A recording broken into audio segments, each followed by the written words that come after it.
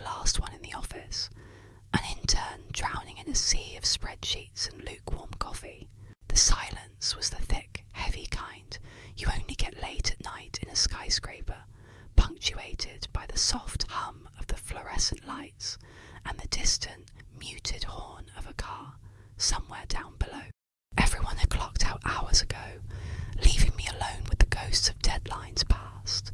I stretched, my back cracking in protest, and decided to call it a night. The walk to the elevator bank felt strangely long. The polished marble floors reflected the empty cubicles, creating a disorienting hall of mirrors. I pressed the down button, the little arrow lighting up with a quiet promise of home. A soft ding echoed through the lobby. I looked up at the digital display above the nearest elevator. The number glowing in stark red was 13. That was impossible. This building, like many others superstitious about the number, didn't have a 13th floor. The elevator panel inside proved it. The numbers jumped straight from 12 to 14. I stared at the display, trying to make sense of it. A glitch, maybe. A power surge. It had to be. I was about to walk to another elevator when, with a smooth, silent hydraulic hiss, the doors slid open. Inside wasn't the familiar, stainless steel and warm lighting I expected. It was a corridor. A long, dark corridor, stretching into an oppressive blackness. The walls were raw, unfinished concrete, weeping with dampness. A single, bare bulb flickered weakly far down the hall, casting long, distorted shadows that seemed to writhe and twist. A low, guttural hum vibrated through the floor, the kind of sound an ancient, overworked generator might make. It smelled of wet earth and ozone. I stood frozen, my hand hovering over the call button for another car. This couldn't be real. My phone buzzed in my pocket, a violent vibration against the dead silence. I nearly jumped out of my skin. I fumbled for it, my heart hammering against my ribs. The screen glowed with an unknown number. Who would be calling me at this hour? Tentatively, I answered. Hello! The only response was static, a crackle like dying embers. Then a voice. It was a whisper, so close it felt like it was right beside my ear, yet impossibly distant at the same time. Don't get off, it breathed, a dry, rasping sound. Whatever you do, don't step onto that floor. Before I could ask who it was or what they meant, the line went dead. The silence that followed was somehow heavier, more menacing than before. I stared from my phone back to the gaping maw of the corridor. The voice's warning echoed in my mind. Don't get off. It was a clear, simple instruction from a stranger who somehow knew where I was. Every rational part of my brain screamed at me to back away, to take the stairs, to run. But I didn't. A strange, morbid curiosity began to bloom in my chest, overriding my fear. What was this place? A hidden maintenance level? A forgotten construction project? The mystery was a hook, pulling me forward. I told myself I'd just peek. Just one quick look. I took a hesitant step forward, my dress shoes echoing unnervingly on the concrete. The air was cold, clinging to my skin. I poked my head past the threshold, peering into the gloom. The low hum seemed to intensify, vibrating in my teeth. The corridor was even longer than I thought, vanishing into a darkness that my eyes couldn't penetrate. With a deep breath, I took one more step, planting both feet firmly on the gritty floor. The instant my second shoe touched the ground, a loud bang made me flinch. I spun around. The elevator doors had slammed shut behind me. The comforting light of my office lobby was gone. I lunged for the doors, pounding my fists against the cold metal, but it was no use. They were sealed tight. Through the small, wire-reinforced window, I saw the digital display inside the car change. The number 13 flickered, then vanished,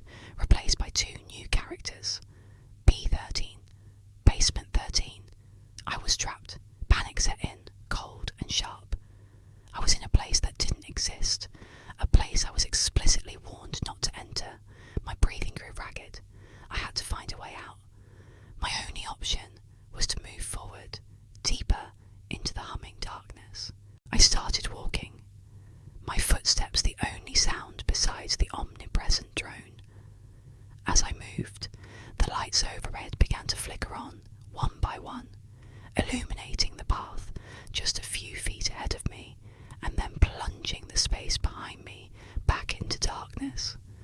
It was like the corridor was alive, tracking my progress. The further I walked, the more I became aware of another sound, faint at first, but growing steadily louder. It was a rhythmic clicking and clacking. It sounded like typing. Hundreds, maybe thousands of keyboards, all clicking in a frantic, unsynchronized cacophony that echoed off the concrete walls.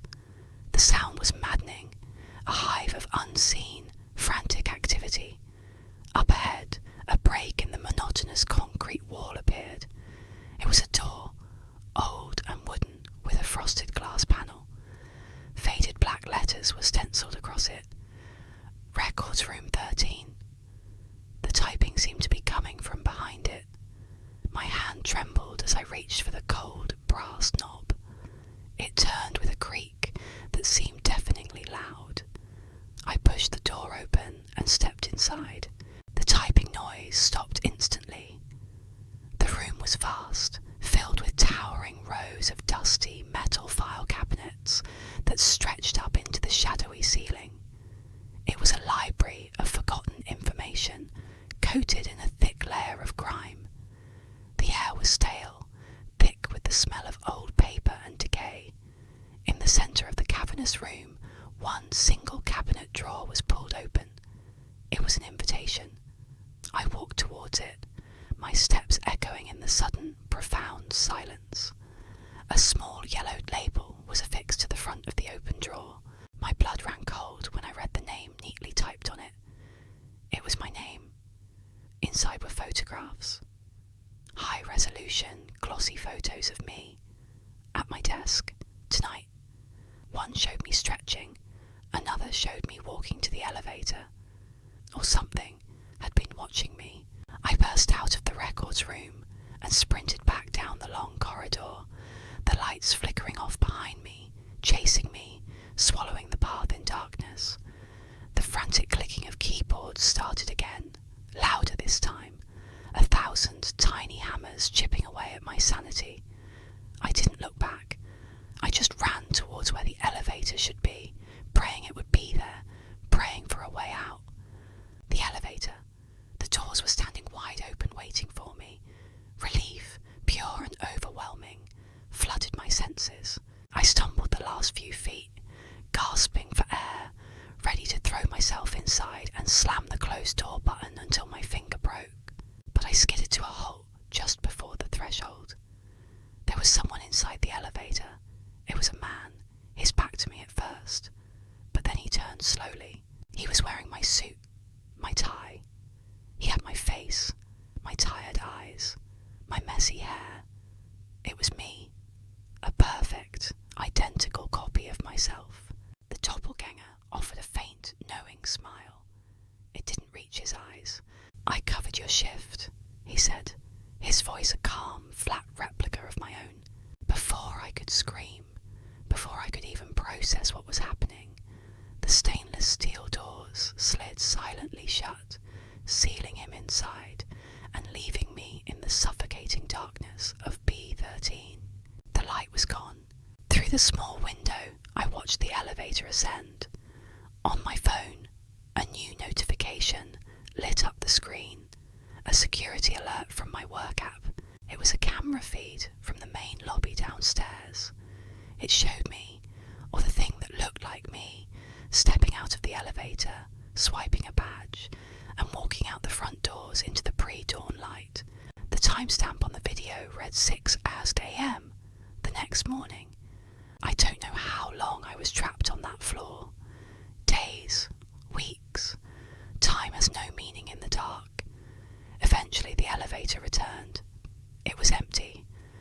I got in without hesitation. When the doors opened, I was back in the 20th floor lobby. The sun was streaming through the windows. My colleagues were there, chatting by the coffee machine. It was a normal work day. I checked my phone. It was the day after I had stayed late. There was a voicemail from my boss. I pressed play, my hand shaking.